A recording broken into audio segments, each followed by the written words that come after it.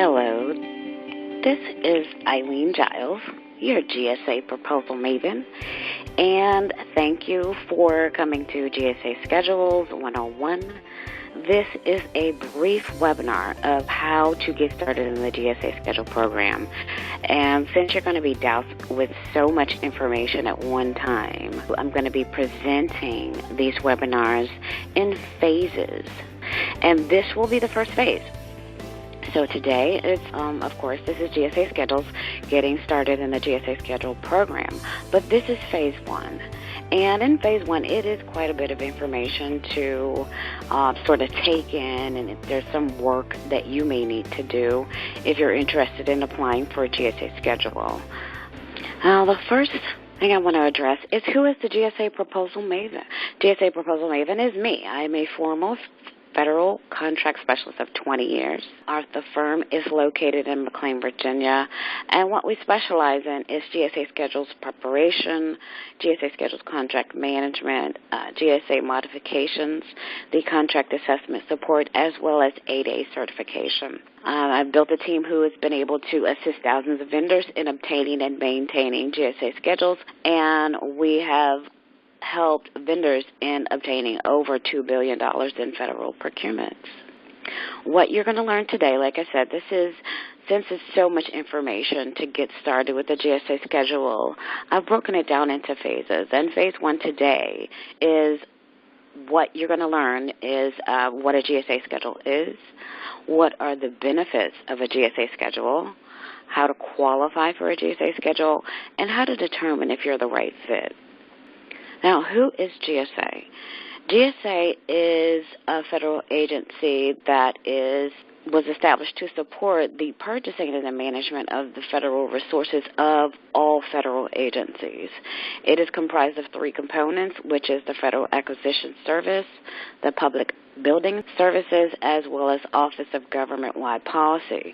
What we're going to focus on today is the section in Federal Acquisition Service, which is that section is largely recognized, GSA is largely recognized for the GSA Multiple Award Schedules, or MAS. Of course, you know the government has a lot of acronyms, and MAS is Multiple Award Schedule, or it's the FSS, the Federal Supply Schedule, or the VA Supply Schedule, which is all the same. It's pretty much a GSA contract. Now, what is a GSA schedule? A GSA schedule is something that you have to have a clear understanding of prior to applying for.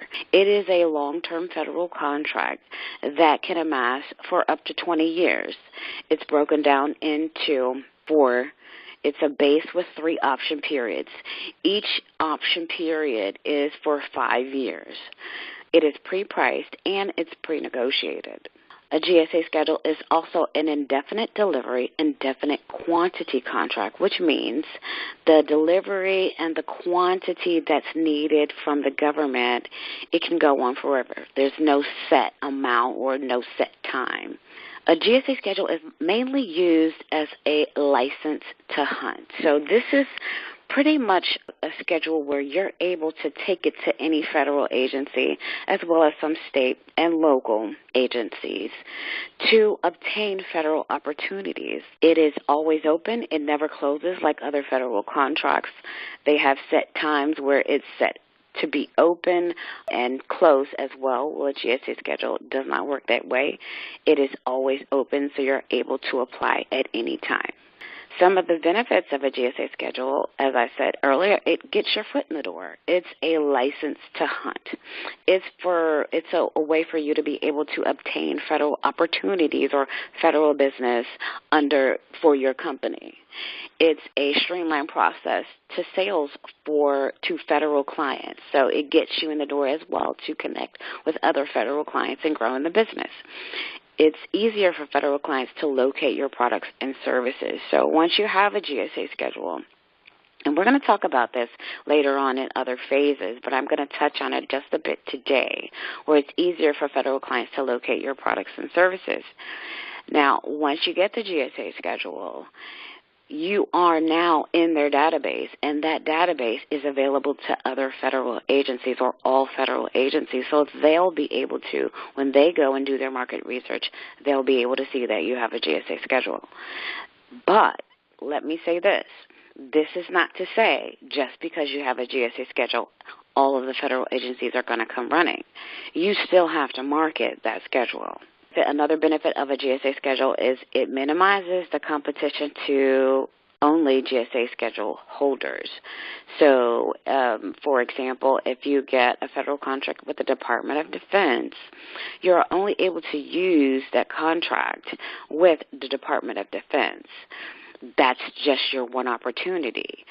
Whereas with a GSA schedule, you are able to take that schedule and utilize your already negotiated contract with other federal agencies. Or, I'm sorry, I got off into something else. Well, to minimize the competition. So in order to minimize competition to GSA schedule holders only, so if other federal agencies need or require a need, they are not like federal business opportunities.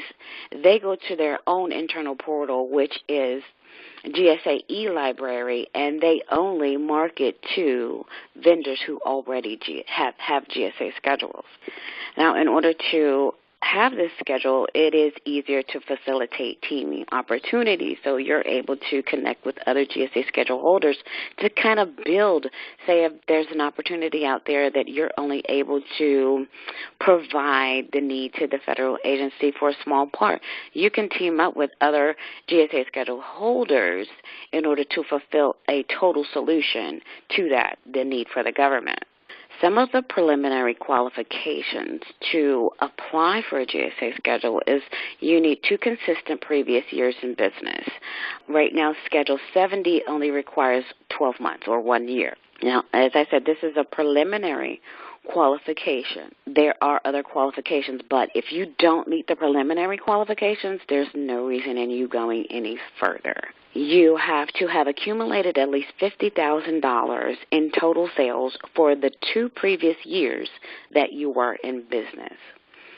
If you sell products, they must have been manufactured in the specified country stated in the FAR under Trade Agreements Act 52.225-5. And also, your products and services must be commercially available, which means they must be available to everyone. You can't just be available to a specific area.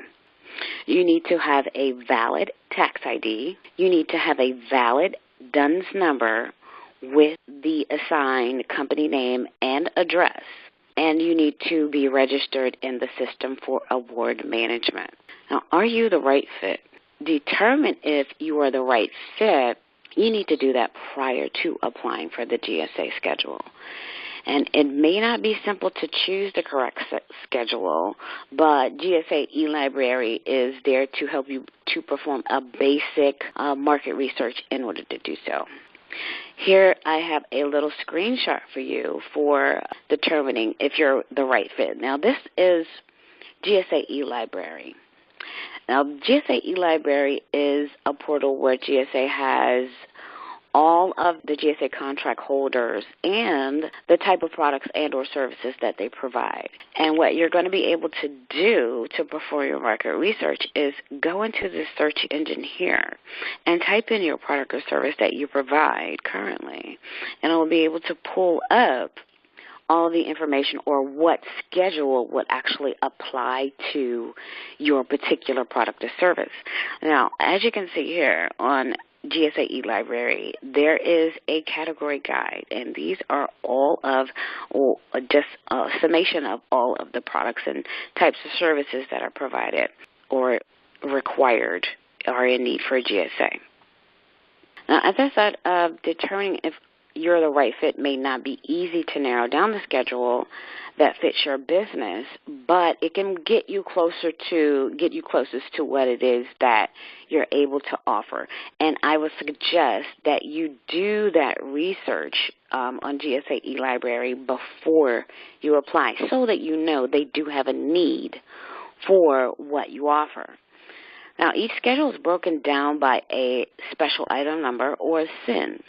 And a SIN is a group of numbers that fall under the main contract that's offered.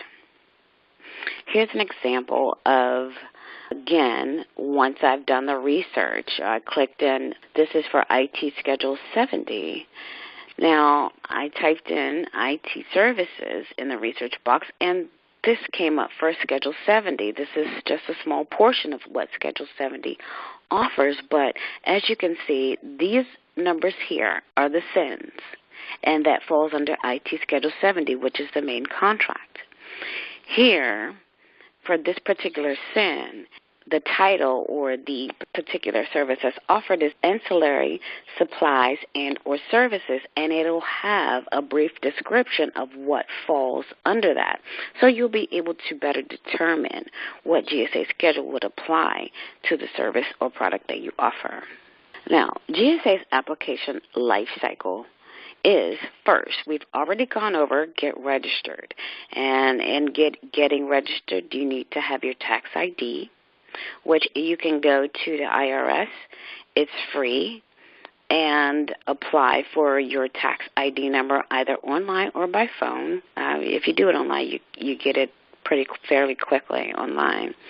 DUNS number, you go in and type in the information for your DUNS number, and with Dun & Bradstreet, and you'll be provided a DUNS number. I would suggest that you get the tax ID before you get the DUNS number, because you're going to need that tax ID information for the DUNS registration. And then once you have your DUNS number, you can then move forward to SAM, for System for Award Management. And SAM is a portal where all government agencies are able to maintain or keep record or track of all of vendors who have government contracts or register for government contracts, and all of their information. And from there, you'll be able to move to qualify, the pre-qualifications.